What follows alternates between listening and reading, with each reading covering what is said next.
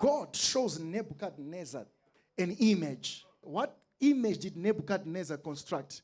A golden image. Yeah. So in the dream, what does God show him? God shows him the head is God. And he says, you are that head. Yeah. Then he says, after you is coming silver. Then after silver is coming bronze.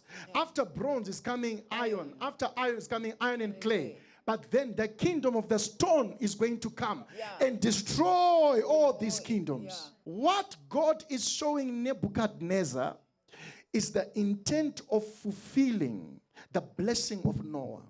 The blessing of Noah said, and Japheth shall dwell in the tents of Shem. It means the children of Shem would rule the world, but only before Jesus comes. Yeah. Who were the children of Shem? You have Persia, you have Greece, then you have Rome. And then from Rome, Rome splits into 10 kingdoms. That's why it says iron was mixed with clay. Yeah, yeah. And then what then happens? Jesus comes. Yeah. That's why Jesus came during the period of the Roman Empire. Right. So Nebuchadnezzar saw a vision of what was going to happen for the next 1,000 centuries. Yeah, yeah. In one dream, My God. God showed him what was to come to pass in the next 1,000 years. God showed him what was going to happen between him and Jesus. Yeah. Now, Jesus is the stone that comes Yeah. and destroys the whole image. Yeah. It means the whole world order is going to change when Jesus comes. That's why Jesus came with one message, my kingdom. Yeah.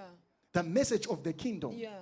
So God, when Jesus was saying the message of the kingdom, he was saying, I'm here to fulfill what Nebuchadnezzar saw in a his dream Yes. of the destruction of the other kingdoms that had existed on the earth.